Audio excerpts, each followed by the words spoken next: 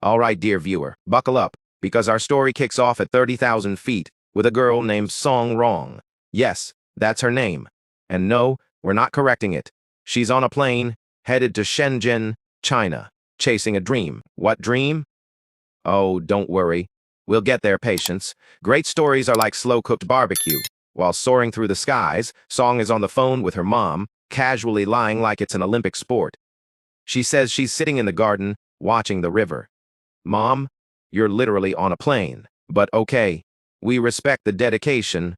She lands at the airport and immediately calls her cousin Chong because he was supposed to pick her up. Supposed to. Instead, he's busy. Classic. While she's scolding him over the phone, she notices an elderly man suddenly collapse. Without hesitation, Song rushes over to help. A crowd gathers. Because crowds always gather. Enter Dr. Wen Kun. Calm, focused, handsome, in a I save lives before breakfast kind of way. He quickly administers first aid and determines the man has had a stroke. He tells Song to call an ambulance, but she's completely frozen.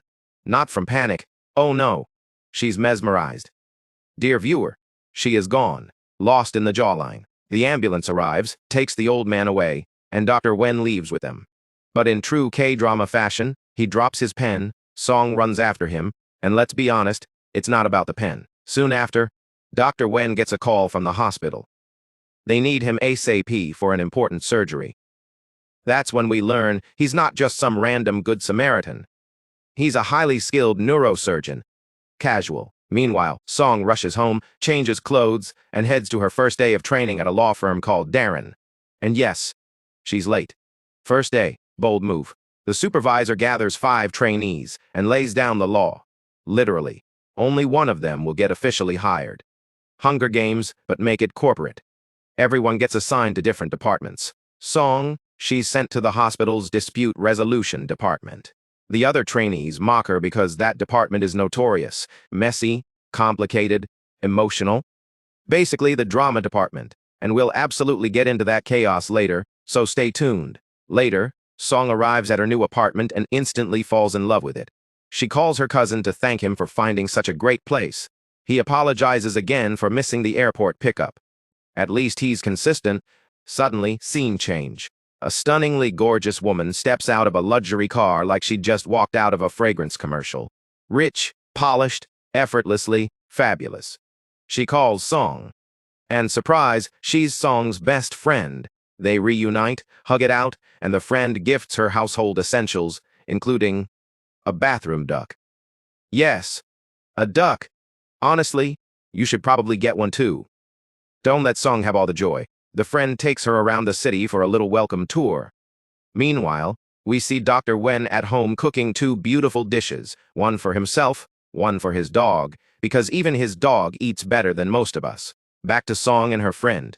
The friend gives her a charm to attract love. She casually asks if Song has a boyfriend. Song pauses, drifts into thought, and we see Dr. Wen flash in her mind. She says no, and right on cue, because destiny has impeccable timing. They spot Dr. Wen walking his dog. Later, Song and her friend head to a restaurant. As they leave, they run into Dr. Wen's dog again. They panic, drop their food. Chaos ensues. When Dr. Wen, he apologizes, but the girls are too stunned to function. After they reboot, the friend tries to get his number for Song. He refuses, pays for their food, leaves. The next morning, Song starts her job at the hospital. The director explains her role. She must resolve disputes between patients and doctors. For example, an elderly patient believes his doctor neglected him and demands an apology. The doctor insists he did nothing wrong and discharged him early because the patient improved. Guess who has to fix that emotional mess? Song. She goes to speak with the doctor involved and doesn't recognize him at first. She asks his name. He avoids her, pretends to be someone else, says he's too busy. Later, she spots his name on the wall. Dr. Wen. Sir. She tries to get information from him about the case, but he shuts her down. Too busy saving lives to deal with paperwork drama. So, what does Song do? She books an appointment at his clinic, pretending to be a patient just to talk to him. Bold, annoying, iconic. It only irritates him more. A nurse later tells Song that Dr. Wen is incredibly skilled, admired, especially by female colleagues, and always busy. Also booking a fake appointment. Major no-no. She definitely annoyed him. Song considers apologizing. Meanwhile, Dr. Wen vents to his uncle about a separate dispute with his wealthy grandfather. Apparently, his grandfather is extremely rich. But Dr. Wen chose independence. He opened a bookstore and refuses to rely on family money. A neurosurgeon who owns a bookstore, we love a layered king. Later, he stands under a tree, remembering his childhood. There was a girl he loved. They spent countless hours together until she had to leave with her family. He promised to wait for her under this very tree until she returned. And he kept that promise every single day. Then it starts to rain. He notices a girl standing under the tree. His heart stops. Could it be? He approaches, and it's Song. He turns to leave, but she apologizes for earlier. He seems indifferent. Then she tells him her name. Song with. He freezes. It's her. The girl he's been waiting for all these years. Overcome with emotion, he hugs her in pure joy. And she, completely confused, he asks if she remembers him. She doesn't. Not at all. That hurts deeply.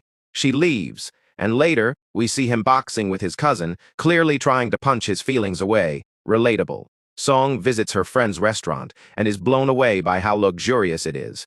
While talking, she finally opens up about her difficult day at work and her strange encounters with Dr. When her friend suggests maybe fate is at play, Song, feeling discouraged, tries to motivate herself. She remembers her father and says, "I will be better. Life won't defeat me." Queen energy. Then, power outage. Of course, because when it rains, it pours. Meanwhile, Dr. Wen is asking her cousin about her. Is there anyone in her life? The cousin says no. Suddenly, Song calls for help. The power's out, and she doesn't know what to do. Her cousin rushes over. She opens the door in the dark and immediately hugs him. Except, it's not her cousin. It's Dr. Wen. Because of course it is. She accidentally hugs him, flustered beyond belief. Her cousin fixes the electricity, then conveniently says he needs to grab something, leaving them alone. What a thoughtful wingman. Song learns that Dr. Wen actually owns the apartment. Her cousin rented it from him. Convenient again. He tells her to save his number in case she needs anything. She declines. Sir is determined. He says, "Weren't you looking for help with that patient dispute? I'll summarize it for you. I'll even prepare a detailed report." Song lights up. Then he adds, "Give me your number so I can send it." Checkmate. After he leaves, he texts her, if she wants the report, meet him in the park tomorrow morning. She shows up expecting paperwork. He hands her workout clothes. Let's run first. She is annoyed, but goes along with it.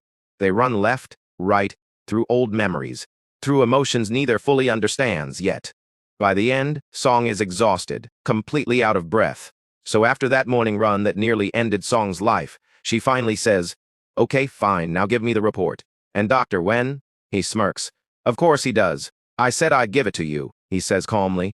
"But I never said when." Sir, the audacity. Then he casually suggests, "How about you spend a day as a doctor with me? That way, you'll understand how exhausting our job really is." Song agrees, not because she's excited, not because she wants bonding time. No, strictly for the report. Totally professional. Absolutely. Later, during rounds, the chief doctor starts firing off questions about neurological diseases. Big, complicated, brainy questions. And guess what? No one can answer. Not even Song's cousin. But then, surprise, Song offers an innovative solution. Everyone is impressed. For about 5 seconds. Because when they find out she's just a mediator from the legal department, the teasing begins. The doctors start making fun of her like she accidentally walked into the wrong group project. As they continue their hospital tour, they run into a stunningly beautiful doctor named Asterisk. Yes, that's actually her name. Bless you. She's successful, admired, and on the same elite level as Dr. Wen Chong approaches her like they're old friends, talking as if he understands her personality, inside and out. Meanwhile, Song notices something interesting. Dr. Wen answers almost every patient's question in nearly the same way. Why? Because most patients have the same fears, the same worries, the same "Doctor, am I going to die?" energy. Cut to Chong's restaurant, which is booming. Business is thriving. She's so confident she decides to expand by placing chairs outside, The bookstore owner is inside, locked up, and slides a note under the door rejecting her idea. No explanation, just vibes. Back at lunch, Song tries once again to bring up the report with Dr. Wen, and once again, he changes the subject. This man is allergic to handing over documents. He's clearly just trying to keep her around longer. Suddenly, emergency call. He rushes off to the operating room. Back to Chong, she ignores the bookstore's note and places the chairs outside anyway. But then the bookstore owner appears. And plot twist, it's Dr. Wen's uncle. He politely tells her it's not okay and asks her to remove the chairs. She refuses, standing tall, independent, queen energy. So what does he do? He brings out his dog and stations it in front of the bookstore. Customers panic and scatter like pigeons. Business gone. Then he starts speaking in very formal Korean, long, sophisticated phrases that completely confuse Chong. She understands absolutely nothing, which, let's be honest, is on brand. Later, Song and Chong meet up and vent about their awful days. Song discovers that the sports outfit and shoes Dr. Wen gave her are rare and hard to find. That realization hits her. Maybe he's actually being thoughtful. Feeling guilty, she decides to apologize. She goes to the hospital, but Dr. Wen is still in surgery, and he takes forever. So she waits and waits and waits some more. Eventually, she falls asleep in a chair. When Dr. Wen finally walks out and sees her sleeping there, exhausted, it hits him. It reminds him of their childhood, how she used to fall asleep so easily beside him. He sits next to her, and he falls asleep too.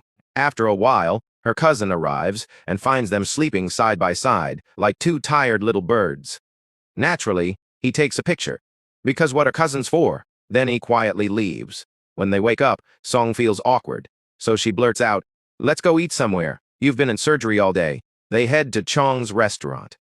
Chong is talking to her boyfriend, who tells her to quit working and go home. She refuses. She doesn't want to rely on her rich father. She wants to succeed on her own. She reserves a nice table for Song and Dr. Wen. Song asks him how he handles such a tough job. He starts explaining brain surgery in detail, a little too much detail. He even tries to gross her out so she'll lose her appetite. Nice try. She's starving and keeps eating. But here's the twist.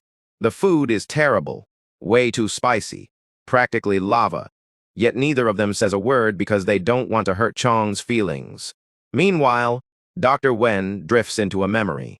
When they were kids, she once ate spicy food just to encourage him, even though she hated it. After dinner, it gets cold. He gives her his jacket. They walk together. Along the way, they spot the patient who had the dispute with Dr. Wen, sitting outside and eating. Song is confused. Wait, wasn't he on a hunger strike? Dr. Wen explains he's been secretly sending food to him through her cousin, because deep down, he knows the patient isn't really at fault. The man just has nowhere else to go. He stays in the hospital because he has no home. Later that night, Song decides to write the report herself and sends it to Dr. Wen for review. He tells her it's good, tweaks a few details, and sends it back. Then he texts, "Go to bed early. Good night." She replies, "Good night. And you too, dear viewer." Oh wait, thought we were done. Not yet. Finish the recap first, then sleep. The next morning at the hospital, Song notices people staring, whispering, looking at her like she just announced an engagement. She investigates and discovers a photo of her has gone viral. She storms to her cousin, assuming he leaked it. He explains that while sneaking food to the patient, a nurse caught him. To cover himself, he quickly sent photos of the doctor, but accidentally included the picture of Song and Dr. Wen sleeping together. Oops, now everyone thinks they're dating. Song confronts Dr. Wen and demands he clarify the situation. She insists he tell everyone there's nothing between them, that she's just a lawyer and he's just a doctor. Her words sting him, but he agrees. Later, he speaks to the nurses about the photo and says, "I've loved Song since childhood. I still love her. I've been waiting for her for a long time." The nurses laugh, assuming he's joking. They conclude there's no real relationship. Ironically, he was telling the truth, but no one believes him. As Song walks through the hospital, she spots the patient again. He receives a call and is told to meet someone outside. Curious, she secretly follows him. The man he meets tries to lure him away to a private clinic, promising luxury beds and excellent care at a very low price. Translation: scam. Unfortunately, the patient believes him. Song quickly jumps into a car and follows them. Cut to a supermarket. Chong is buying groceries when she overhears customers talking about her restaurant. They say the food is terrible, and the only reason they eat there is because they're being paid. Chong is furious. She confronts them. A man named Ranga casually explains that her father has been paying customers to keep her restaurant afloat. Devastated, she immediately calls her father. Meanwhile, Song arrives at the shady clinic. The place is awful, dirty, poorly managed, clearly unsafe. She starts taking photos, but the owner notices and demands her phone. Just then, she gets a call, which gives her the perfect excuse to run. Back at the restaurant, Chong returns heartbroken after her father scolds her. She gets drunk and tries to call her boyfriend for comfort. He ignores her, so she drinks more. She starts banging on the restaurant wall in frustration, until she literally breaks part of it. Then she stumbles into a bookstore where someone scolds her. Instead of defending herself, she breaks down. She blames herself, calls herself a failure. The person tries to comfort her, but she's too deep in self-doubt to listen. At the same time, Dr. Wen is frustrated after hearing what happened at the scam clinic. When Song notices, he seems upset and asks why. He admits he was worried about her. Anything could have happened there. And just then, Song gets a call from Chong. She needs help. Song and Dr. Wen rush to her. They take her home. Dr. Wen stays to help. Unfortunately, while helping, Chong throws up all over his clothes. So yes, our neurosurgeon hero has to shower and change. Later, Chong confesses she feels like a failure, always trying, never succeeding. And Dr. Wen gently reassures her, because sometimes even the strongest people need someone to remind them they're not losing. So, Dr. Wen is still comforting Chong, telling her she's actually incredibly talented. She just doesn't see herself clearly. And those words, they hit her hard. No one has ever said that to her before. Not her boyfriend, not her father, no one. And then, because emotional overload is real, she collapses onto the floor and asks him to grab some clothes from her closet. But just as he moves, her mother calls. Video call. Of course, Song panics and shoves Dr. Wen into the closet like he's a forbidden secret. Her mom immediately notices a suspicious figure in the background and asks, "Is someone there?" But since she can only see half of him, she assumes it's one of Chong's female friends and lets it go. Crisis, barely avoided. Then her mom casually asks her to explain something in English. So Song starts tutoring her, mid-crisis, while Dr. Wen is suffocating inside a closet like a very well-dressed hostage. He refuses to come out because he doesn't want to cause her trouble. Finally, the call ends. Song suddenly remembers, oh right, there's a neurosurgeon trapped in my closet. She opens the door and he can barely stand. His legs are completely numb. Just as he steps out, knock knock, it's her cousin, and he is absolutely stunned to see Dr. Wen emerging from a closet in this extremely questionable situation. Later, Dr. Wen leaves with him, and during the drive, they talk about Song. That's when Wen finds out Song has a list of qualities she wants in a man. A literal checklist. Curious, he asks to see it. The cousin refuses. So what does Wen do? He kicks him out of the car. Petty? Yes. Iconic? Also, yes. The next morning, Song makes breakfast for herself and Chong before heading to work. On the way, she looks up hospital bed prices online. The same beds the scammer tried to sell the patient. They are ridiculously overpriced. Red flag confirmed. At the hospital, it's time for the dispute meeting. The patient insists the hospital must refund his money. Dr. Wen calmly explains that the brain tumor diagnosis was correct.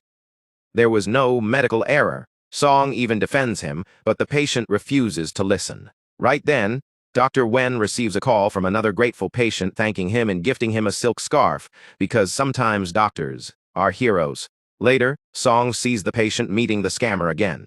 She approaches and tries to explain the bed deal is clearly a scam. No hospital bed costs that much. The patient gets angry. She keeps insisting he should stay hospitalized and not waste money. Then he reveals the truth. The scammer is his son. And just like that, he walks away. Song stands there stunned. Meanwhile, Chong wakes up dreading the day. She's terrified her restaurant will be empty. She arrives, not a single customer, and it gets worse. A transportation company is removing her chairs and shutting down the restaurant because her father ordered it. Devastated, then she gets a message that her boyfriend is at a hotel. She goes there and finds him with another woman, one of her former employees.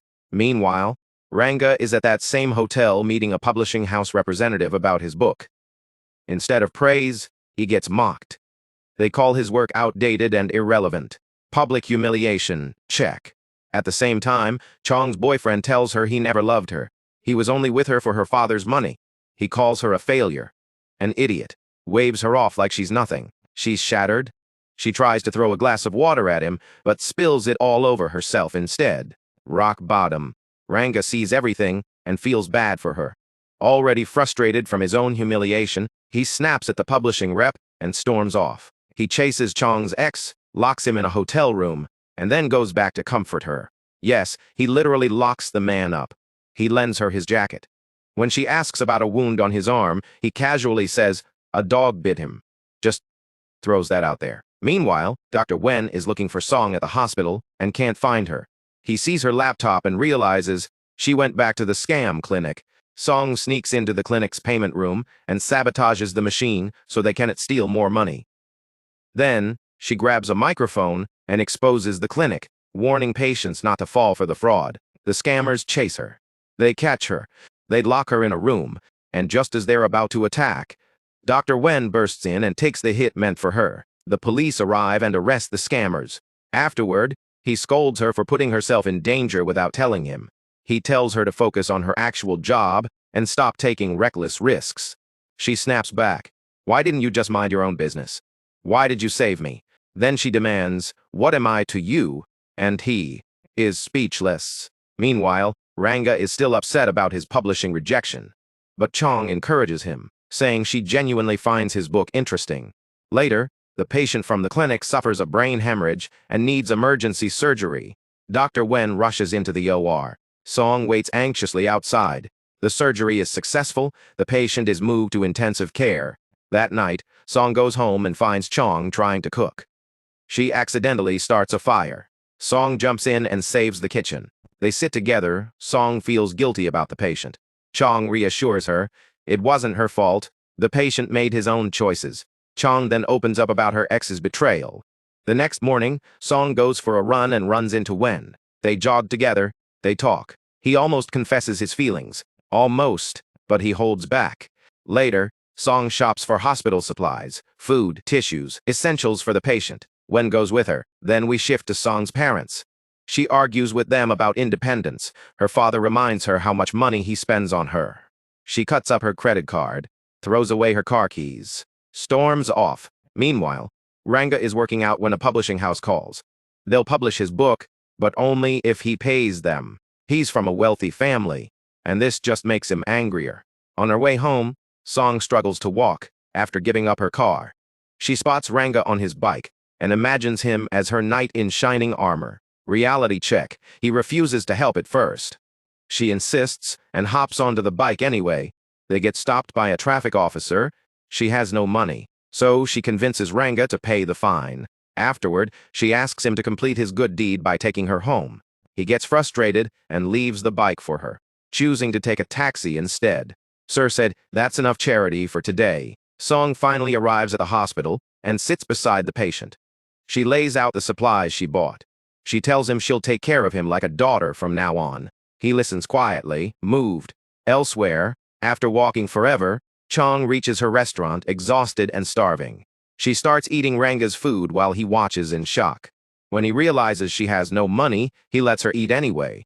The next day, Song attends a meeting with her internship supervisor at Darren's firm. All the interns share their achievements. When it's her turn, she has nothing impressive to report. She stumbles through her words while others celebrate. One intern mocks her. That does it.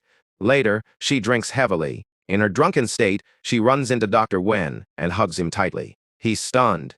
He drives her home, while she drunkenly praises him, calling him successful and saying she's lucky to know him. She falls asleep, mid-compliment, and he has no choice but to carry her home. The next morning, Song wakes up and immediately wants to uninstall herself from existence. The flashbacks hit. The hugging, the praising. The drunk confession energy? She is horrified, mortified, emotionally buffering. She rushes to work in full avoidance mode, but things get weird. When she tries to buy coffee, the cashier tells her it's already been paid for. She orders food, also paid. She grabs a taxi fare, covered. Ma'am, you have a sponsor. Soon, she receives a note from the mysterious benefactor. It's her new neighbor. Confused, she tells her friend about this strange sugar neighbor situation. When she meets Wen later, she tries to apologize for her drunken behavior, insisting it was just the alcohol talking. He calmly tells her no, it wasn't. She knew exactly what she was doing when she hugged him. Sir is not letting that go. He pushes her to talk more, and for a split second, she almost admits she loves him. But she swallows it down at the last second. Then, good news, the patient regains consciousness and asks to see them. They visit him, celebrate, and he asks them to take a picture together. Look at that. Progress. Things start improving for Song. She even receives a message from her supervisor saying she passed her first month with honors. We love a career glow-up. That night, she gets home, and as she's stepping out of the elevator, the lights go out. Pitch black. She freezes. Then she notices some boxes outside her door, labeled for her new neighbor. Curiosity wins. She opens one. A skeleton. She screams internally, runs back into her apartment, and immediately calls Chong for backup. Chong reassures her she's on the way and tells her to wait downstairs. Song heads toward the elevator again, hears a noise, and decides she's about to fight a burglar. The lights flicker back on. It's when he lives next door. Her friend arrives, sees them together, and basically announces, "This is fate. I'm not arguing with destiny." When they sit down, Song asks Wen why he suddenly moved there. He claims it's closer to the hospital. It is absolutely not. Chong immediately calls him out, suggesting he moved because he loves Song. She insists. It's no coincidence. They keep running into each other. The next day, Song goes to work and runs into Wen, who asks to commute together. He even rides the bus with her, despite owning a car. Commitment. When they arrive, he invites her to breakfast. She refuses, because Chong's words are echoing in her head. She meets her cousin Shin, who tells her he's been accepted into a hospital competition, and Wen will be on their team. At work, her manager assigns Song as the team's legal lead, responsible for handling any issues. Wen tries to get closer to her, but she dodges him, claiming she has a law class. He insists she walk with him while he works, since he's too busy to sit and chat. Later, she decides to return the money he spent on her and casually asks if he loves someone, because her friend won't stop talking about it. He says nothing, but he later calls Shin to ask if Song has a boyfriend. He's thrilled to learn she doesn't. Meanwhile, Wen visits his grandmother and casually tells her that Ranga now has a girlfriend, so she'll stop pressuring him. Song congratulates Ranga on his girlfriend, and he panics, because he lied to his grandmother and now needs Wen's help covering it up. That night, Wen takes his dog for a walk. On the way back, the dog bumps into Song as she's leaving her apartment. Wen insists on taking her to the hospital to check her injury. He even calls ahead to prepare a room. After an X-ray confirms she's fine, he lies and says she needs follow-up care, volunteering himself as her caretaker. She refuses and goes home. But when she arrives, her electronic lock is broken. She asks Wen for a spare key. He lies and says he doesn't have one. He invites her to stay at his place instead of sleeping in the hallway. She has no choice.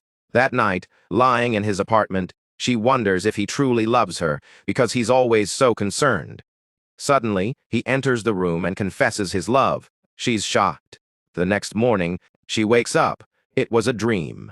She scolds herself for dreaming about him. She steps outside to see if he's home. Not there? As she leaves, he appears in front of her and tells her he fixed her door. Afterward, he gives her the new passcode to her apartment. She walks inside, heart racing. Knock, knock. It's Wen. He brought food because he knew her fridge was empty. He starts cooking breakfast while she awkwardly insists she should pay him back. He refuses. Instead, he proposes a deal. Have breakfast with him every day and they'll call it even. They sit and eat. She's tense. When he moves closer to check her injury, she stops him. "Are you afraid of me?" he asks. "No." "Then you must love me." She denies it. That's when he explains his 5 stages of falling in love. First, deny it. Second, get angry quickly. Third, pretend you don't care. Fourth, jealousy. And finally, you'll understand your true feelings. He says it like he's giving a medical diagnosis. Later, at the restaurant, Song hears that someone posted online looking for Benji, her childhood friend. She doesn't realize yet who that is. Meanwhile, Wen is admiring a skull at work and commenting on its beauty, because apparently that's normal for him. Shin walks in and asks what he's doing. Admiring beauty, Wen says, "Sir." Song later delivers paperwork to Wen, explaining his rights and responsibilities as a doctor. She notices the way he looks at her, while speaking with a patient. With admiration, she gets flustered and hands him the papers, telling him to focus on the important parts. At Chong's restaurant, they run out of meat. She asks Ranga to go to the market with her. After some convincing, he agrees. At the market, he teaches her how to spot trustworthy vendors and avoid scammers. On the way back, she promises to repay him once the restaurant turns a profit. He jokes he'll be dead before that happens. Romantic optimism at its finest. That evening, Song quizzes Wen on legal knowledge. He impresses her. He says since she made him prove himself, she owes him a reward. She says she'll give him an answer tomorrow. They return to their apartments smiling, thinking about each other like two teenagers pretending they're not. The next day, Song notices Wen isn't at work. She learns he's on a business trip with her cousin and left her a message asking her to take care of his dog. That night, she feeds the dog and takes it for a walk. The dog suddenly runs off. She chases it until she's completely out of breath. Wen watches from a distance. Later, she returns with the dog, only to see Wen holding the dog, meaning the dog was never lost. She tells him to take care of his dog because she's not interested. At night, she prepares for bed and gets a message from him saying he met the dog's owner and is going to dinner with him. He thanks her for saving the dog. The next morning, he leaves breakfast at her door before heading to work. At the hospital, they learn they've been awarded a bonus for winning the competition. Song suggests using the money for a camping trip. And just then, Suok, who couldn't participate in the competition, offers to pay for the camping trip himself. Dear viewer, the slow burn is burning, and we are only halfway there. So everyone agrees to the camping trip idea. Sounds fun, right? Fresh air, nature, forced bonding. But when they invite Song, she refuses, flat out. Wen is confused, because lately, she's been acting like he's a pop-up ad she keeps trying to close. Avoiding him. Ignoring him. Pretending nothing is happening. Chong notices how much attention Wen gives Song and gets frustrated.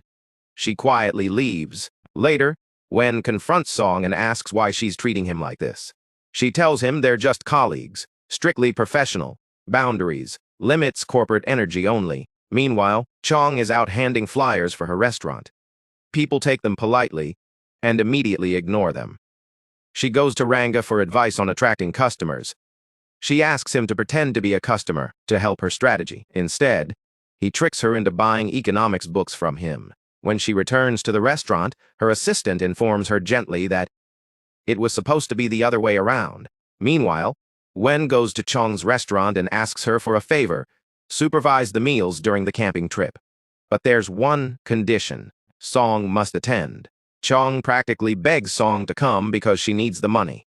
Song signs a contract stating that if she doesn't show up, the agreement is void. So now she's legally obligated to camp. We see them all driving together. Chong, her cousin, Wen, tagging along like fate refuses to sit in the back seat.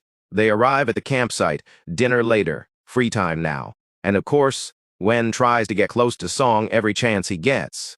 She dodges him like she's an emotional dodgeball. They play with remote-controlled airplanes. Song pretends to focus on the plane, not the man staring at her like she's gravity. Eventually, Wen asks what's wrong. She tells him they need boundaries. Their relationship should stay within limits. That night, the girls sleep in one tent. The boy, Song, can't sleep. She thinks about Wen asking her to meet him by the tree near the lake. He wanted to tell her something.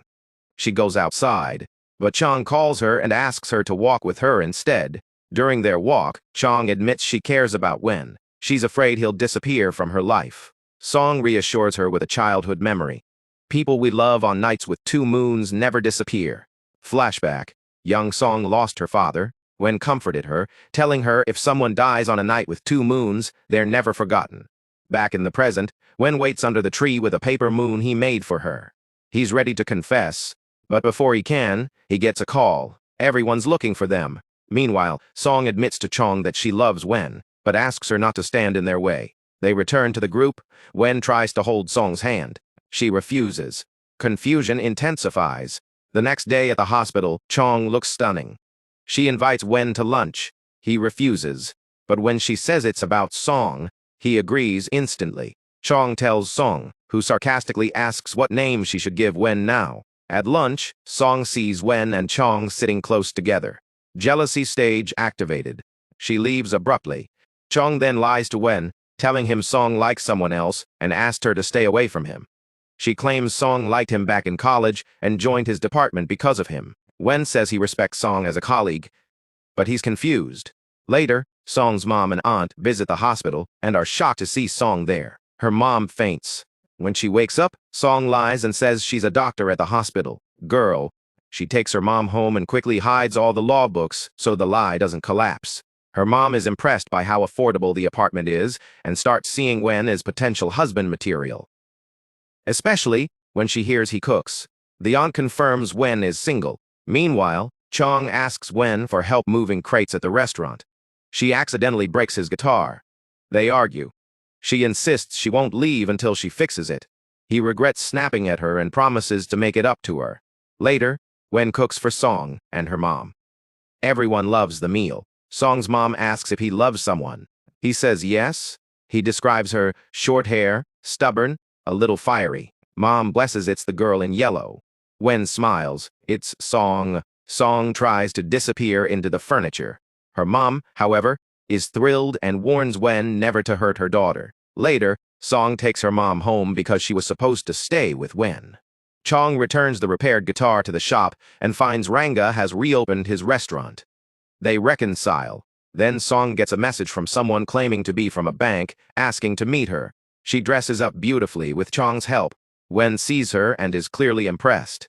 He asks where she's going. She refuses to say. He later figures it out when she slips up about meeting a banker. Wen panics because he recognizes the address as part of a scam operation. He rushes to find her. Song sits across from a man claiming to be her boyfriend. But she quickly realizes he's lying. He doesn't even remember how they supposedly met. She leaves. He attacks her. She defends herself. And then Wen arrives. He sees her landing a solid hit. I should have worried about him, not you, he says. They leave together. On the way, he asks if she misses her ex.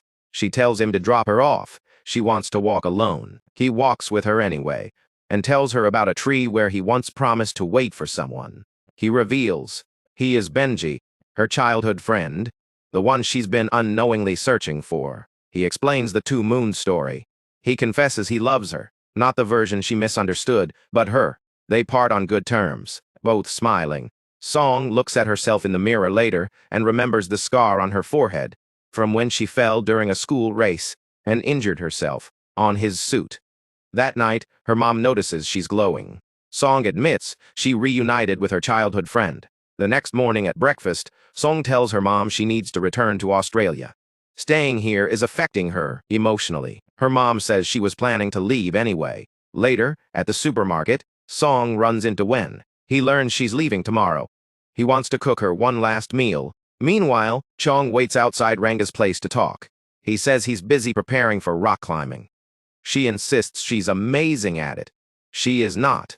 It becomes painfully obvious, but she keeps taking pictures of him. Someone has a crush. Back at the hospital, Song is exhausted. Wen offers to massage her neck. They grow closer. He jokes about them not moving and tells her to pretend he's invisible. At Song's house, her mom decides to deep-clean before leaving. While cleaning, she finds legal documents from the law firm. The lie collapses. She calls Song at work and tells her she knows the truth and that she's quitting her job with Chong. Dear viewer, love has been confessed, secrets have been exposed, and we are nowhere near done. Song rushes to the office because her mom has shown up ready to resign on her behalf. Yes, she brought a resignation letter. Like she's canceling a gym membership. Her mom demands to speak to Chang. He calmly takes her into his office. She hands him the letter and says Song is quitting. Chang asks one simple question. Does Song know about this? Mom says it doesn't matter what Song wants. This is about what's best for her. Chang refuses to accept the resignation unless Song agrees herself. He knows how hard she worked to get here. That's when we learn the real reason behind Mom's meltdown. Song's father was a lawyer who died from stress-related illness. She's terrified her daughter will follow the same path. Chong gently reminds her that not everyone is the same. Song finally arrives, takes her mom, and they leave. But not peacefully. They argue outside. Song tells her mom she's grown up and knows what she wants. Those words hurt. Mom walks away. Wen later tells Song not to be angry at her mom. She's just scared. He encourages Song to reassure her and continue her law career. When Song gets home, her mom is gone. Phone off. Panic. Then Chang texts her, Mom is with him. Wen goes to talk to Mom. She refuses to return at first. She explains that her husband was distant because of work and died from stress. She doesn't want Song to suffer the same fate. Wen calmly tells her Song isn't her father. She can handle pressure, and he promises to take care of her. That promise softens everything. Mom reconciles with Song. They return home together. That night, Song apologizes for yelling and promises not to hide anything anymore. Peace restored, but Mom refuses to leave town until she feels completely reassured about Song. Song secretly texts Wen asking, "We are together, right?" The next morning, they meet at the door and pretend to be a couple. Because Mom is watching from behind the curtains like a neighborhood surveillance system, Wen absolutely leans into it, staying close, feeding her on video call during lunch, acting like they've been dating for years. Song is dying of embarrassment. After work, Mom gives them movie tickets and insists they go on a date. They sit in the theater pretending to be in love, while Mom secretly watches from behind. After the movie, they finally relaxed. Mom isn't following them anymore. Wen takes the moment to confess properly. Song says she's not ready because of exams. He proposes a deal. If she passes, she becomes his girlfriend for real. No more pretending. She agrees. Because let's be honest, she already likes him. At home, Mom asks how the date went. Song tries to say she wasn't with Wen. Mom does not believe her for 1 second. Later, Song's work device mysteriously breaks. Turns out Mom sabotaged it. Mom tells her to go work at Wen's place and stay as long as needed. Subtle, Song goes to Wen's apartment to finish her report. He teases her, asking if he looks good enough to sit next to her. She gets flustered and shuts the door in his face to focus. The next morning, she wakes up to Wen cooking breakfast at her house. Mom makes her sit beside him, and even takes photos to show the neighbors who once called her daughter single. Victory parade. Later, Song invites Chang to dinner at their house. He refuses and instead suggests inviting the whole team to celebrate. He asks Song to pick a restaurant. It's obvious Lin doesn't like Song, mostly because Chong is clearly interested in Chang. Song calls Chong to prepare a fancy dinner. She's excited but can't cook well, so she goes to Ranga for help. But Ranga's mom shows up and demands he come home and abandon the bet he made with his father. He refuses. She says if no customer comes in 10 minutes, he's going home. Chang overhears and realizes Lin has been pretending for work purposes. Ranga's mom notices Lin likes her son and is thrilled. She encourages him to follow his dreams, but also consider Lin's feelings. After Mom leaves, Chang steps in to help Lin cook, saying it's payback for her helping him earlier. Dinner time. Everyone arrives except Lin. The girls try asking Chang if he likes Lin. Lucy, his assistant, says he only loves his work. Lin finally arrives and criticizes the restaurant to irritate Song. She orders food dramatically. Lucy calmly informs her they've already eaten. If she wants something, she can grab it from the fridge. Savage. Lin picks food and gives it to Ranga, threatening to leave a bad rating if she doesn't like it. She's clearly trying to get closer to Chang, but he's focused on Song. Wen arrives. Chang calls Song into the kitchen. Lin tries to follow, but Chang blocks her, saying he knows what kind of person she is. Suddenly, Lin clutches her stomach in pain. Chang thinks she's faking it. But then everyone else starts feeling the same pain. Food poisoning. They're all rushed to the hospital. Turns out the cheap shellfish caused it. Except Song and Chang, who ate meat. Lin blames Song for ruining their important meeting. Chang apologizes to everyone, takes responsibility, and promises to fix it. Back at the restaurant, Lin accidentally cuts her finger while cleaning. Ranga rushes to help and tells her to sit. She breaks down, calling herself a failure. That night, Ranga lets her rest in his room. She wakes up later to see her friends still cleaning the restaurant. She thanks them. The next day, Song submits her reports to Chang. He informs her the lawyer interview has been rescheduled. After closing the restaurant, Chang and Lin investigate and discover the spoiled shellfish was the source. Meanwhile, Song nails her interview. Everyone is impressed. Chang hires her as his secretary. Ranga and Chang gather evidence against the vendor who sold the bad shellfish.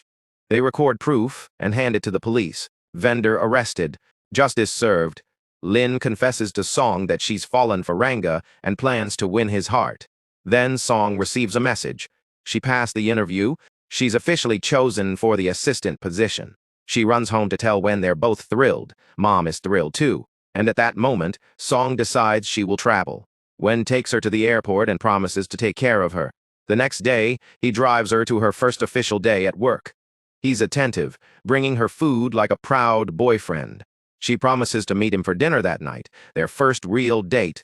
But just as romance is about to level up, Chong informs her they need to travel to Shanghai for a case. Dear viewer, the universe heard first date and said, not so fast. So Song apologizes to Wen, explaining she can't make their dinner because she has to travel to Shanghai for a case. Wen understands. Because of course he does. He's emotionally stable like that. In Shanghai, Song absolutely crushes the case. She handles everything flawlessly, and everyone praises her work. Our girl is leveling up. Afterward, Chang takes her to a pet shop. Surprise, Mr. Serious has a soft side. He loves animals and even owns a cat. Song teases him, saying she thought he was all business and zero emotion. Turns out, he's just selective with his feelings. Later, Chang drops her at the hotel. Song tries calling Wen, but he hasn't responded to her messages all morning. When she finally gets through, he says he's exhausted from work and needs sleep. She feels a little hurt. Is he ignoring her? Knock, knock. She opens the door. It's Wen. She lights up like a holiday display. He tells her to get dressed because he's taking her out. He brings her to a restaurant where he once worked. Apparently his first ever patient connection started there. It's nostalgic, sweet, very. I flew across cities for you. They wander the city laughing and talking. It feels easy. Later at the hotel, Wen tells her he's flying back the next day for work. She wakes up the next morning and he's already gone. On a flight back home. He calls before takeoff to say he's on his way.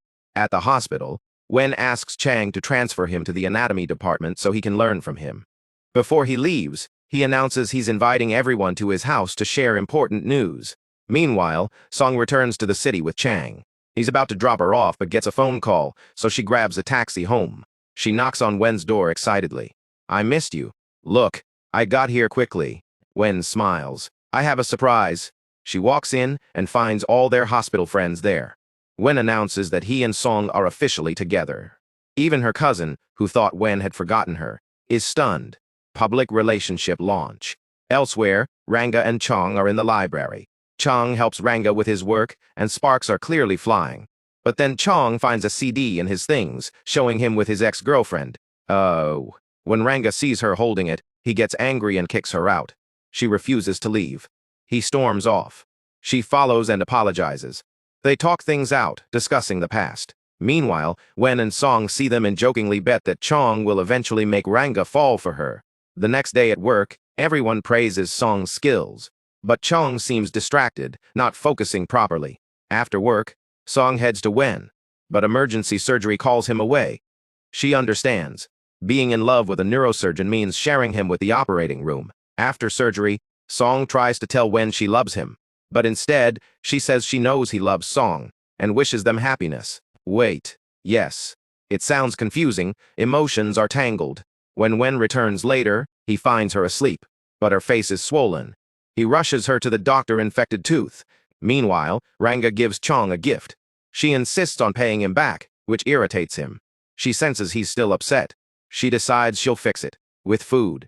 Wen continues taking care of Song, like he promised her mother. Song's mom later visits Wen's house, subtly gathering intel about Ranga because she wants to help Song's love life. She even gets Ranga's mother's address. At work, Chang joins Song for lunch. Someone snaps a photo of them together and posts it on company's social media, with the caption, I love her. Internet chaos begins. Song works late with Chang and calls Wen to say she'll be late. Wen waits outside her office. He steps away briefly and misses seeing her leave with Chang. When he returns and sees the lights off, he receives her message saying Chang took her home. Jealousy activated. He goes to meet them, and the three awkwardly walk together. The next day, Chang praises Song for finishing her tasks so well. He says he'll email her new assignments. Meanwhile, Joe visits Wen's mother, who is delighted to see her and drags her to the market. Joe's grandmother calls Chong, saying Joe is trying to arrange a marriage for her. Wen receives a message from his ex, Zhang, asking to meet on New Year's Eve. At the same time, Song calls Wen, telling him she visited his mother and loves him. If he doesn't love her, she wants to know now. Later, Song meets Wen in the library and brings him food. She asks about his meeting with his mom. And then, Wen tells her it doesn't matter if she loves him. He doesn't want to love anyone. He asks her not to come to him again. Ouch. We then see Chang on a date with Song. He even carries her when her feet hurt. She's smiling. Suddenly, they see a woman crying about losing her love. Song and Chang don't ignore her. They try to help. New Year's Eve approaches. Chang drops Song at work. They talk about plans. She wants to ride a bike. On the way, a woman falls in front of the car. They rush to help her. She hands Song her card after learning she's a lawyer. Later, Chang brings a bike. Chong tries teaching Song how to ride it. Song gives Chang a New Year's gift and organizes his files. He wants to take her out that night, but she says she wants to celebrate with friends. She texts Chong, who's trying to learn how to ride the bike. He crashes into Chong napping in the garden and gets mad about damaging the bike. After work, the woman from earlier calls Song for help with her case. Song brings her to Chang. He refuses the case, says there's no time, and the outcome won't be good. Song decides to help anyway. They go to a restaurant to meet someone. Chang says he's still thinking about whether to call. Song texts Joe that she'll be late for New Year's Eve. Joe tells her to take her time. Later, Chong goes to the office and is surprised Chong is still working. He tells her not to overwork herself. Ironic, he notices paperwork for the case. He refused. Suddenly, he feels unwell. Song rushes him to the hospital. He's given fluids. She calls Joe, who rushes there but talks non-stop. Irritating Song calmly explains his medication and meal schedule. Joe relaxes when she finds out Song has a boyfriend. Meanwhile, Chang is debating whether to help Song with the case. Song waits outside the hospital for him. It's midnight. Traffic is heavy. He's still on his way. Dear viewer, New Year's Eve is ticking, and hearts are not exactly aligned. Meanwhile, Zhang, the ex, waits at the restaurant where she told Wen to meet her. He doesn't show, so she heads to Joe's restaurant. Still no Wen. Finally, Chong arrives to meet Song. Midnight hits. They wish each other Happy New Year. He takes her out to eat, and she apologizes for not spending the day with him because of work. Cut to Zhang again. She orders food and ends up sitting near Joe. They start chatting casually and realize something wild. They both once ate at the same restaurant in Australia and even ordered the same dish long before officially meeting here. Small world energy. After dinner, Joe leaves some cash and walks out. She hears Wen is opening his office and follows him, only to see him standing with Zhang. And that's when it clicks. Zhang is his ex. Wen tells Zhang clearly that he loves someone else. Then he shuts the office door behind her. Boundaries set. The next morning, Chang leaves his apartment and finds breakfast outside his door. From Song, so he can sleep peacefully. He calls her. They agree to go out later and visit the supermarket together. Meanwhile, Song waits at a restaurant for Xiao, the woman with the legal case. Xiao arrives, apologizing and worried the case will fail. She's afraid of wasting money on a lawyer. Suddenly, Chang walks in. He agrees to take the case and asks her to gather everyone else with the same issue so they can build a strong case. Teamwork. Elsewhere, Juan and his father head to the library, but it's closed, so they go to Joe's restaurant. Juan's mom introduces Joe to his father, and he seems pleased. Chong overhears the conversation. Tension rises between him and his father about marriage. His father asks if he still thinks about his ex. Chong gets angry. His father nearly hits him, but his mother stops it, insisting he truly loves someone. Back at Song's place, she's shocked Chang found her. He says he recognized the case she posted. He asks why she abandoned it. She explains she didn't want young people's futures destroyed. Chang agrees with her perspective. Meanwhile, Juan sits outside his closed library. Joe brings him a drink and tells him not to dwell on the morning drama. Later, Chang waits for Song in the rain. He runs to buy an umbrella, and when she steps off the bus, he holds it over her. Yes, it's a moment. They grocery shop together. He drops her home. She feels supported. Chang then heads to the hospital. Rough night, heavy workload. After surgery, he's exhausted, leaning against the wall. Chong secretly takes a photo and sends it to Song, joking her boyfriend is getting old. Later, Chong tries to grab Chang's phone during an emergency, but Chang sees the message from Song. That night, Chang falls asleep holding her phone. Chang video calls her from the hospital. She sees his hand swollen from surgery. The next morning, Song rushes around preparing papers.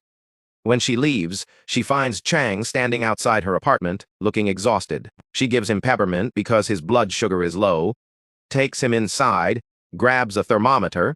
By the time she returns, he's asleep. She covers him with a blanket, checks his temperature, fever. He tells her to go to work anyway. She applies cream to his swollen hand and promises to make chicken soup tomorrow. She calls him on her way to work, reminding him to take care of himself. She sees him walking somewhere and briefly panics. He's going to see Zhang, but he reassures her he's just tired. Joe sends food to Chang's company without realizing it's for him. She tries to leave, but he stops her and notices she's acting strange. When he asks about her boyfriend, she blurts out that they're planning to get married. He doesn't believe her. He says, call him. If he loves you, he'll come. Meanwhile, Juan tells Chong that Zhang is back. Chong asks who he'd choose. Juan says Chang. Then Joe calls Chang, claiming she had an accident. He rushes to her. Turns out, she lied. She tells him she doesn't love him. He's furious and walks away.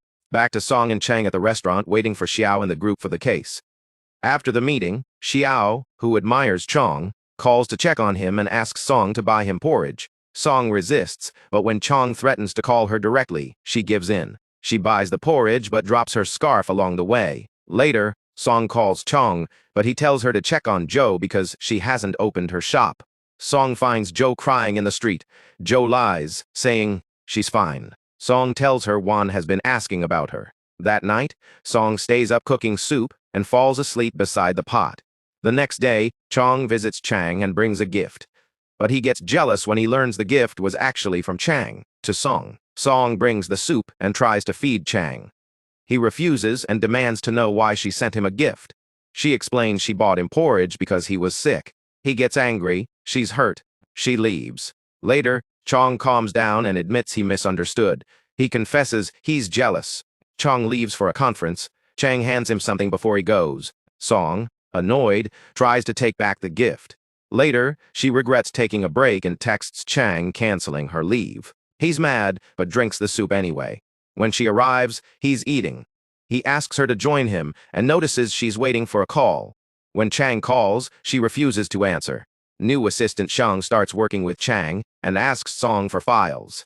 Song goes grocery shopping and posts a teasing status online. They reply to each other through social media posts instead of direct messages like dramatic millennials. She's upset he didn't text her. Meanwhile, the dog senses Chang's bad mood. He tells the dog he'll apologize soon. The next day at the hospital, Chong eats breakfast with Chang. He tells him Chong cried all night. Chang realizes Chong is lying, but they secretly plan how to win her back. Chong calls Song and says tomorrow is his birthday. She doesn't suspect it's part of Chang's plan. When she arrives, she pretends not to care about Chong and focuses on Chong's friends. Chong is visibly upset. He asks Chong to order the food Chong likes. But then Song gets a call and has to leave. She leaves her wallet behind, saying the meal is on her. When Chong returns home angry, he knocks on Song's door. She's not there. He learns she's with Joe at a hotel. He calls Joe, asking to speak to Song. She refuses at first. When she finally answers, he says nothing meaningful, just that they'll talk later. The dog finds her wallet.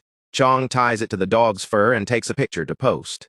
Yes, we are now using pets as emotional messengers. Dear viewer, jealousy levels high, communication skills low, drama escalating. So Song tells Joe everything that happened. Joe immediately says, Chong has feelings for you. He wants you around all the time. She hugs Song and tells her to return the expensive gift. Apparently, emotional confusion comes with a gift receipt policy. Zhang, meanwhile, already knows Song and her boyfriend are fighting. How? Social media status stalking, the modern oracle? Back at the office, Shen brings Chang some files and casually drops a bomb. Song loves him. And the Dr. Chang, yes, we have two Changs, welcome to chaos, is also in love with her. He's stunned. Meanwhile, Song is literally eavesdropping outside Chang's office, hoping to hear his voice like a dramatic rom-com heroine. Instead, she runs into him, coming out of the elevator, with the dog. He tells her Dr. Chang's hand is injured, and he's in a hospital quarantine room under observation. He asks Swan to watch the dog because he's heading to a bachelor party, and won't be able to feed it. He also asks why she hasn't opened her shop in 2 days. She says she's been catering hotel party food. Inside the apartment, she starts organizing books and calls Chong to check on Dr. Chang. Chong explains that after surgery, they discovered the patient has a chronic illness, so Chang is in quarantine. Also, his mood is terrible, which is making his wound hurt more. Cut to the bachelor party. She's in charge of food. Someone asks why she's avoiding him. She says she's forgotten everything that happened. Sure, totally believable. His friends drag him to join the party. He keeps glancing at her. When Zhang arrives, he tries to leave, but they stop him. Zhou accidentally burns her hand. Friends beg him to play music while Zhang sings. It's awkward.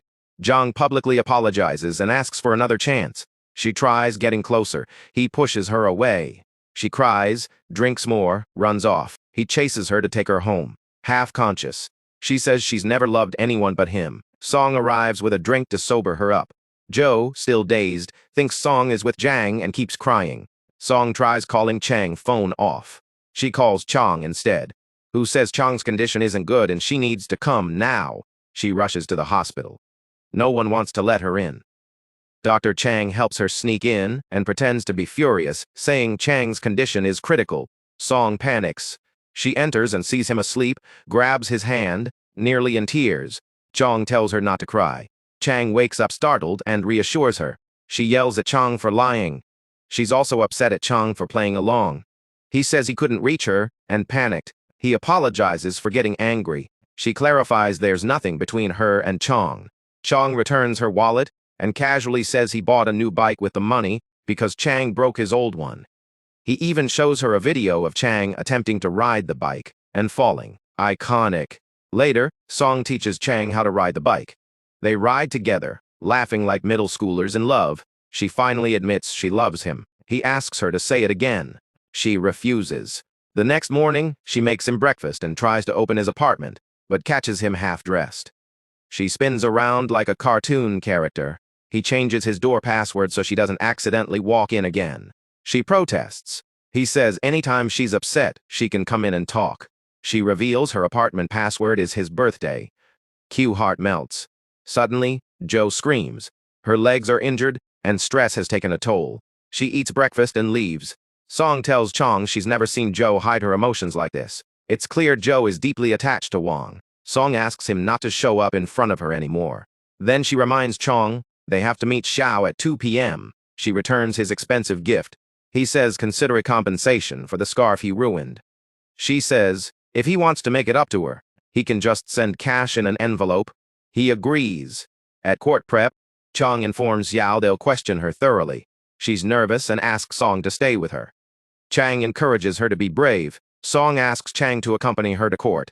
He agrees, and even recommends her for responsibility in the online loan case. The team approves. She thanks him and promises to work harder. Right then, Chang calls her while she's with Song. She steps aside, excitedly telling him she's going to court. Chang sees her laughing with Song, and jealousy flickers again. Later, Song and Chang agree to grab food. Friends join. Chang sneaks to the rooftop to think. Should he give up or fight for her? They book a restaurant and arrive early. On the way, they run into a patient's family arguing. The father was moved to ICU and worsened. They're furious the doctors are out eating. Coincidentally, Chang shows up and tries calming them down.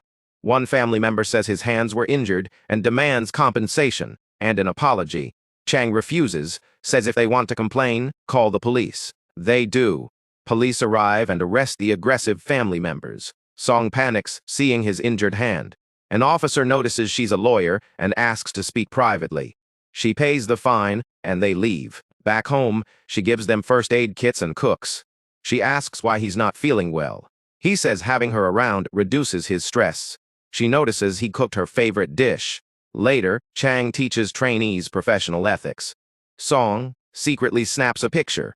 She also cleans Chong's wound, and he shares his life story, why he became a doctor, and what he learned from his grandfather. Meanwhile, Jong runs after him after leaving a friend's wedding. She wants to introduce him to wealthy businessmen to get his book into big bookstores. He refuses.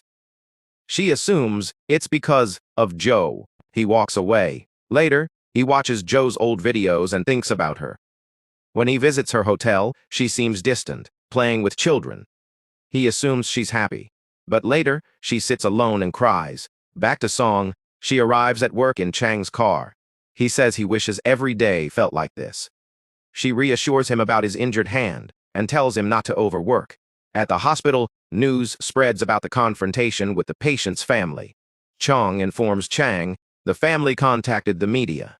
The manager scolds him, saying if his hand had been broken, his career would have suffered and they'd have to shut down operations for a month. His colleagues are upset he's taking the blame alone. Before leaving, he writes down important notes for them. Reminders to be cautious. Song learns he's been suspended. She rushes to him, upset. He smiles and says it's fine. Maybe they can treat it like a vacation. And he wants to spend it with her. Meanwhile, Joe is packing her things, getting ready to leave. She pauses at the spot where Wen once sang. She imagines him standing there again, singing just for her, and she starts crying. At the same time, Wen is out running. He sits down to rest. And guess who's on his mind? Joe. When he rushes to see her, she's already in a taxi, pulling away. Mistiming, classic. Song texts Joe to check on her. Joe replies she's finished work and is heading home. Joe meets her father, who asks her to move back home. She refuses. She wants to rely on herself and open her own shop. Her father says it'll be hard, but assures her that he and her mother support her. Back to Chong, he wakes up early and makes breakfast. For Song, packs her lunch, packs dinner. Basically becomes a 5-star meal prep boyfriend. Song is glowing. After dropping her at work, Chong gets a call confirming a venue for his reading session. He says he'll think about it. Meanwhile, Wen returns the guitar Jong gave him. He officially ends things and tells her their feelings were a mistake from the start. Jong tries to reconcile. He shuts it down. He then goes to buy a gift for Joe, hoping she'll like it. Song is reviewing court videos and delivers a file to Chang. He tweaks her arguments and tells her to rest before court. At Joe's shop, she's packing up memories. She glances at Wen's shop door, remembering everything. Wen arrives with the gift. She's surprised he's renting the shop. She opens the gift, then hands him his book back. It's not useful to me anymore. And just like that, she says goodbye. Ouch. Meanwhile, Chong cleans his house, cooks, decorates, then sits there realizing he's bored. He calls his uncle. The uncle senses he's upset and offers to listen, but abruptly ends the call, leaving Chong confused. Chong pulls out tools and starts designing things just to pass time. He mutters that trainees probably think no work is being done without him. He calls one of them. There's an emergency. They ask him a medical question. He answers automatically, then reminds them he's on vacation. Later, he hears about a major accident and instinctively jumps back into problem-solving mode. Song finishes work and calls Chong. No answer. She assumes he's asleep. Then Chong calls her, suggesting she take Chang somewhere to lift his mood, since being alone is affecting him. Mom calls next. She says her husband wants to meet Chong properly. Song tries to dodge. Mom threatens to visit her instead. Song agrees immediately. She wakes Chong and tells him they're taking a plane to her hometown. On the flight, she shows him pictures of her family and talks about her stepfather, who treated her kindly despite her initial coldness. He won her over through care. When they arrive at the university housing, Chong is surprised. Her father is a university professor. That's why they live in faculty housing. She shows him the campus and mentions how guys used to bring her flowers. Chong casually mentions girls used to fight over him. Balance restored. They find her father digging in the yard. He's unearthing a bottle of wine he buried the day he married her mother. Family tradition, when the daughter marries, you dig it up. Song points out she's not married yet. At dinner, Chong cooks. Her father praises him as a better chef than Song. Mom offers him chopsticks, symbolically welcoming him as family. He happily accepts. They try to drink, but Song protests since they have work tomorrow. Chong insists on drinking to prove he deserves her. After dinner, he and her father talk outside. Her father asks him to take care of Song. Chong says he can imagine life without her. Father approves. Later, Chong gets a little tipsy. Song helps him to his room. He declares he promised her father he'll never leave her. Her mom walks in. Chong smoothly says Song was just tired and he was helping her. Recovery, successful. They enjoy family time. On the flight back, Song gets devastating news. The patient's family has filed a lawsuit against the hospital. Then her grandmother calls, insisting Chong visit. Chong meets his father, who already knows about the lawsuit and suspension. His father says, as a parent, he wouldn't encourage fights, but as a doctor, he believes Chong did nothing wrong. However, their family name is well known. They're always under scrutiny. His father apologizes for his earlier temper. Grandmother sends food for Chong, which he shares with Song. He gently wipes food from her hair. She offers to have her law firm handle his case. He agrees. He calls Chung to apologize, but learns there's a meeting about the case. No clarity about returning to work. He hangs up frustrated. Song reassures him she won't let anything happen to him. The next day, she goes to her law firm and asks the senior lawyer for help. He refuses, says the assault was intentional. There's no chance of winning. He warns her not to let personal feelings cloud her judgment. When Chang walks in, he tells her to focus on her own case first. Then he admits he likes her. Yes, he says it. She insists on helping him. He agrees, but again reminds her to prioritize her responsibilities. Chong visits the hospital. His students gather around him, encouraging him. They're waiting for him to return. Then a message arrives asking him to come to the law office. At the firm, the receptionist asks if he has an appointment. Song says she's with him and escorts him inside. After introductions, Chong thanks the lawyer for agreeing to meet. The lawyer asks him to explain exactly what happened. And Chong begins telling the full story. Dear viewer, we are now in lawsuit territory. Love is solid, but careers are on the line. And the stakes, higher than ever. After Chang finishes explaining everything to the lawyer, he's about to leave when the lawyer notices Song walking into the office to see him, and he does not look pleased. Professional boundaries, complicated. Song asks Chang to sign the power of attorney. The compensation amount is blank. When Chong asks about it, she jokes that maybe she's upset and tempted to write an amount so big it would make him lose everything. Chang looks at her seriously and asks, if I lose the case and can't be a doctor anymore, will you still stay with me? Song doesn't hesitate. She tells him she always takes care of the people she loves. He will return to his job and she'll stay by his side, no matter what. Just as he leans in closer, both their phones ring at the exact same time. Timing, undefeated. Cut to Chang sitting with Wan. Wan tells him that if he loves Cho, he should just confess already. Wan admits he never tried to change himself for his old love or the new one. Then Wan leaves. Song arrives with Cho, drops her off, and as Cho walks away, she spots Wan and calls him over. Plot twist, his bicycle has been stolen. She offers to give him a ride. They drive together. Wan remembers Chang telling him he needs to take action. He tries to confess, but Cho interrupts him, saying there was a misunderstanding with her ex and maybe Wan could apologize on his behalf. Ouch. Wan asks her to stop the car and gets out, frustrated because he just can't bring himself to confess. Back at his office, he stares at the gift he bought for Cho. Then a man storms in, the buyer planning to take over Cho's restaurant. He argues with Wan and knocks over a small bookshelf, breaking the gift. The man panics and leaves. Wan is left staring at the broken present. Meanwhile, Cho feels sad. She tries deleting Wan's number, but can't. She gets a call from someone renting her space saying a strange man argued with them and disrupted work. When she arrives, she finds Wan injured. She insists on taking him to the hospital, but he shrugs it off, saying no one really cares about him anyway. He asks her to break up with her boyfriend, because if the boyfriend let her go out alone at night, he's not good enough. Inside, she helps him sit down. He asks if her boyfriend treats her well. She says yes, and that's why she didn't ask him to drive her home. Later, she gets medicine for his injuries and tells him that if the man wants to close the shop, it's fine. She leaves.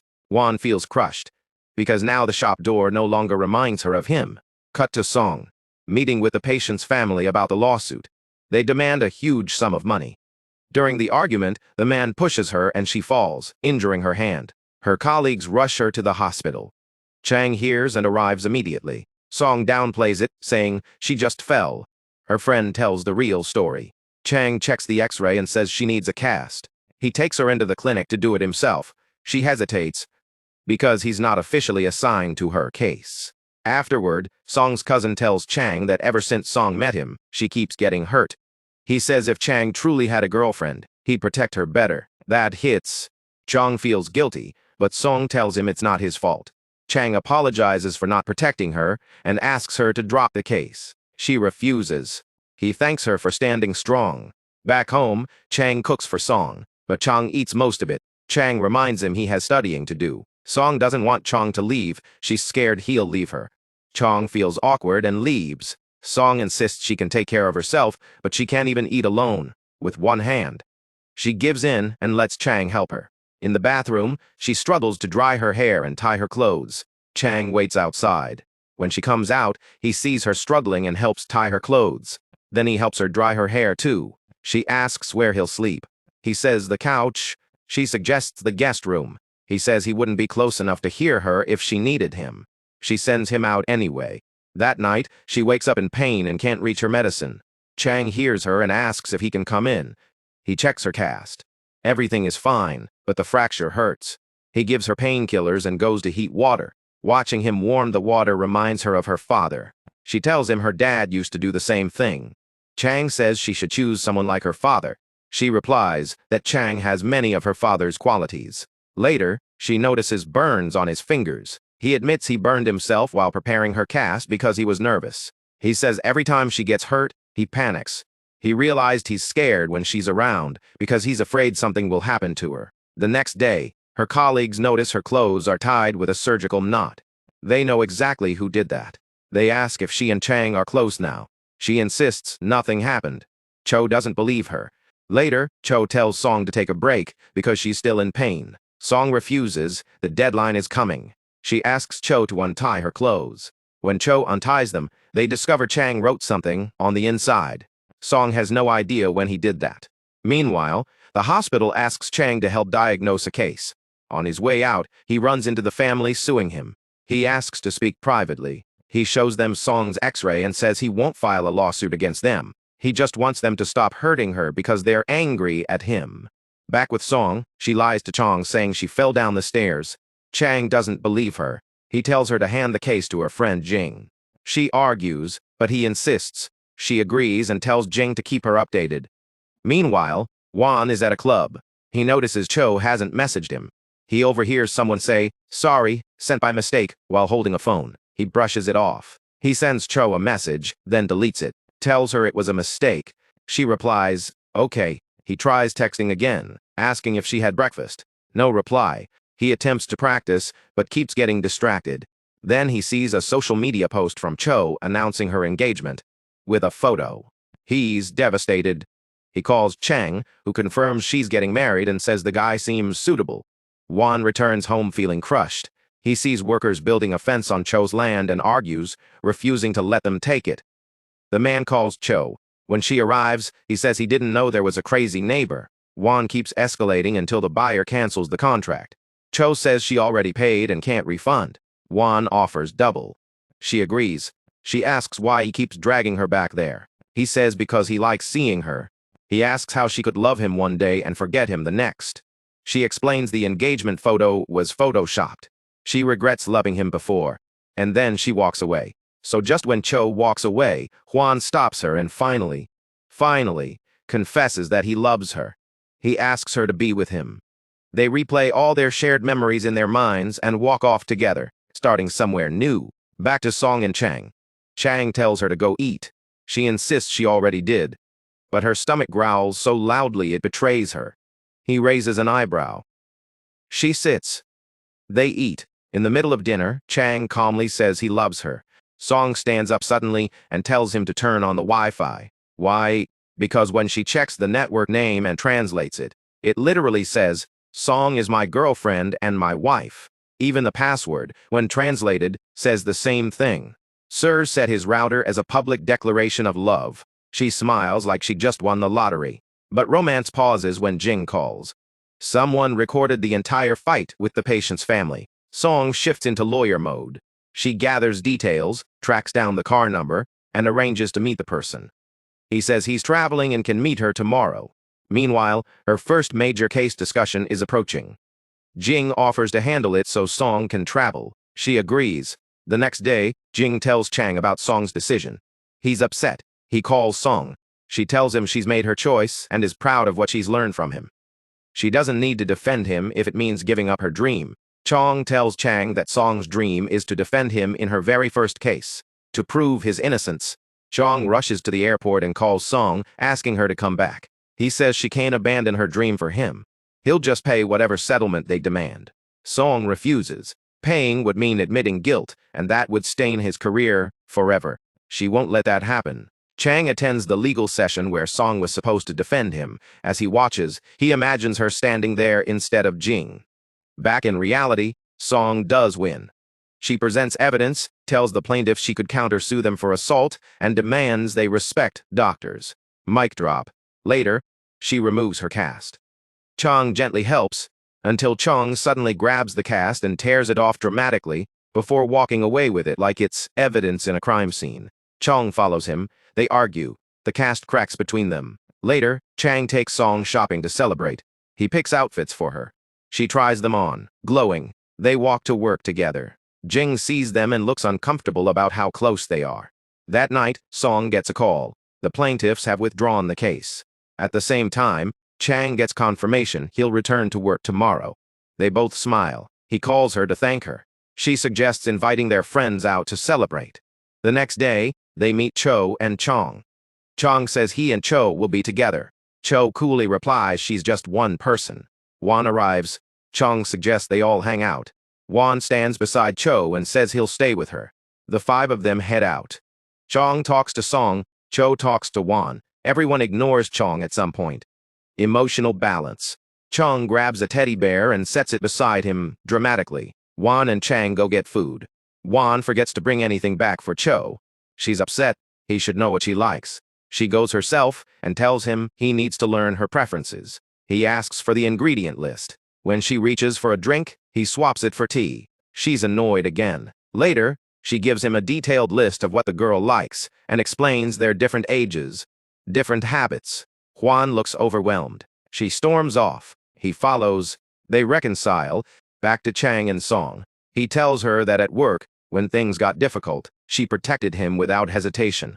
He says he hopes they can always protect each other, and someday, protect their children too. She pauses, thinking about that future. That night, she can't sleep and goes to Chang's place, claiming insomnia. He plays music, gives her a gentle massage until she falls asleep.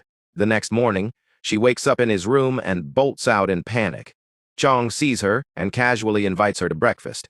She opens the door to find Chong's students waiting to surprise her. They ask how she's feeling. She awkwardly claims the water was cut off and she was just checking with Chang. She closes the door, mortified. Later, she confronts Chang for putting her in that awkward situation. They argue, then bump into Chong. In the elevator, Chong tells Chang he's known Song since childhood and knows everything about her. He pulls Chang aside for a serious talk. Meanwhile, Wan brings Cho a sandwich and flowers. They go hiking. Cho seems quiet. She says they're complete opposites. Wan says when he's with her, he feels calm, and she's unique to him. At the hospital, Chong gets called into emergency mode. An earthquake has struck.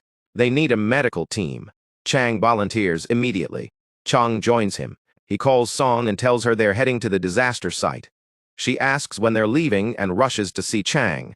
At the departure point, she asks about Chong. Chang hesitates, saying goodbye. He promises to take care of everyone. She says she's more worried about him. She asks him to message daily, to stay safe, to come back. He tells her to wait for him. Meanwhile, Juan wakes up and doesn't find Cho. He finds her outside collecting dewdrops in the morning. He shakes the tree playfully, making them fall faster. She gets annoyed and leaves, but trips. He catches her. He says she looks exhausted and needs rest. Later, he explains dewdrops aren't drinkable anyway and suggests they visit other places together. Then Cho gets a call. Chang has gone to the earthquake zone. Back to Song. She obsessively watches the news. Chang texts that he's busy treating patients. She worries because he hasn't slept. At work, someone mentions their family is trapped at the earthquake site. Song makes a decision. She applies for emergency volunteer leave. She gets accepted. Chang is furious when he finds out. She tells him she just wants to be close to him. He reluctantly signs her leave papers and tells her to return safely. She packs. Her mother helps. The next morning, Song leaves quietly before anyone wakes. She arrives at the disaster zone and starts helping immediately. Chang is already deep in surgery. Another aftershock hits, but he manages to stabilize the situation. Song arrives with the convoy. They don't see each other. As soon as she steps off the bus, another earthquake hits. A woman screams for help. Song runs toward her without hesitation. Dear viewer, love has survived jealousy. It has survived lawsuits. It has survived pride. Now it must survive disaster. And we are not done yet. At the earthquake site, Song manages to locate a trapped child under the rubble. She rushes out to get help. And who does she run into? Chang, of course. She's relieved beyond words. She quickly tells him about the child, and together they coordinate the rescue. They pull the child out safely, but he's injured from the collapsing roof. Song instinctively shields the child, but in the process she slips and falls on top of him. She panics, but Chang stays calm. They don't have time to debate heroics. They get the child to paramedics immediately. After handing the child over, Chang asks her when she's planning to leave. She says she doesn't know. Suddenly someone shouts for a doctor. Chang tells her to wait for him in the same spot after surgery. There are things he wants to tell her. Before they can talk again, Song gets a message. Roads are blocked. They'll be staying overnight. She waits for Chang in the freezing cold as snow begins to fall. Finally, they meet. They sit inside a car. He hands her 3 letters. They're blank. He steps out of the car. Confused, she looks closer and realizes it's invisible ink. The letters reveal his confession. He has loved her since elementary school, through middle school, through university, until now. Then, right there in the quiet snowfall, he asks her to marry him. He gets back into the car and calmly says he'll wait for her answer. She should take her time. Before she can respond, another message comes in. The road is fixed. They can leave. They part without an answer. After the earthquake relief mission ends, there's a conference honoring Chang and his team. When he returns, Song is waiting. He gives her a gift, a photo, because she helped him and didn't worry his mother while he was away. As they walk, he teases her for staring at the photo more than him. Just as he leans closer, Wan and Chong interrupt to retrieve their dog. Classic timing. They return home. But Song insists they go into her place while Wan heads to his own. Inside, Cho has prepared a surprise for Song. She stayed because she was worried about them during the earthquake. When she sees Song and Chang together, she quietly leaves, but comes back to say goodbye as they head downstairs. She's genuinely happy for them. Chang boldly says he and Song are one now. They've confessed their love. Then he casually points out that Cho still hasn't confessed hers. Cho fires back that she already confessed. First, they start chasing each other playfully. Meanwhile, Song is eating while Chang stares at her like she's the only person in the universe.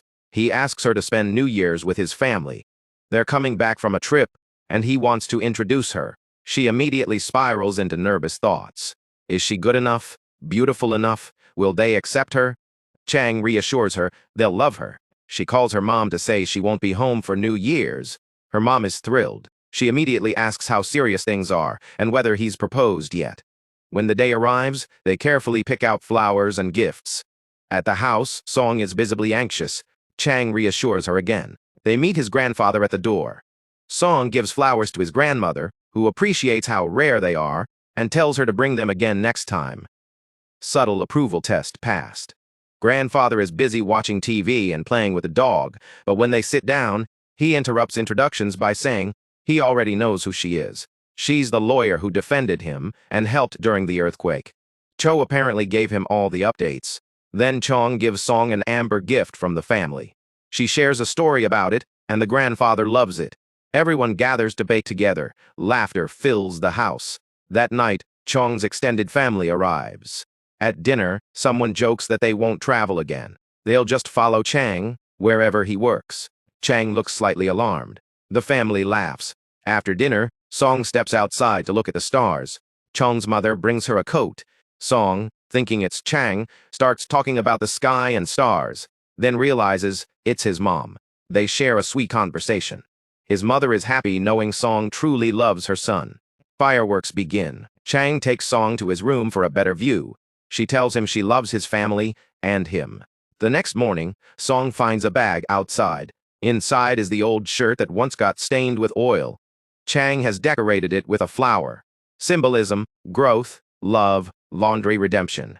Chung jokes that she's a carnation and says he wants a child with her. She nearly short-circuits. They're interrupted by Cho chasing after Wan again. Later, everyone gathers to share New Year's wishes with the grandparents. Each couple says something sweet. Wan and Cho struggle and beg for a pass. Then Chang announces he and Song have decided to have a child. Song's eyes widen. He quickly adds, they'll get married first. Wedding planning mode activated. At the hospital, Chang invites his colleagues. He gives Chong a note and tells him to check the last page. Chong discovers he was listed as one of Chang's students. He hugs him, overwhelmed. Then, wedding day, Chang gets ready. He goes to Song, proposes formally, and they take photos. Her legs hurt from standing, so he makes her sit and massages them. Green flag behavior. The coordinator explains the exit plan. Groom exits first. Song waits backstage, but suddenly Cho runs in saying Chang isn't at his spot. Song calls Chong. He says Chang isn't there. She assumes he went to the hospital for surgery. When it's time to walk out, she walks alone. Everyone is shocked. The coordinator whispers, "Where's the groom?" Song takes the microphone. She proudly says Chang is at the hospital saving lives, even on his wedding day. She says she doesn't mind waiting, because he waited for her for years. Chong rushes to find Chang. Turns out, he wasn't at surgery. He was preparing a surprise. Song misunderstood. Chong apologizes. Chang thanks him for letting him hear what Song said. Then the lights dim. A video plays of Chang singing to her. He walks out. They look at each other, remembering childhood promises, tree confessions, earthquake proposals, everything. The crowd cheers. They finally stand together. No misunderstandings, no delays, just love. And with that, our story ends. A childhood promise kept. A lawyer who fought for love, a doctor who waited through years and disasters, and two people who chose each other. Again and again. Now I have a question for you. If your partner ran off on your wedding day for work, would you proudly defend them, like Song? Or would you cancel the cake and change the locks? Tell me in the comments. I need to know. If you enjoyed this recap, don't forget to like, subscribe, and turn on notifications so you never miss our next story. And drop the name of the next drama you want us to break down. Until next time, stay dramatic.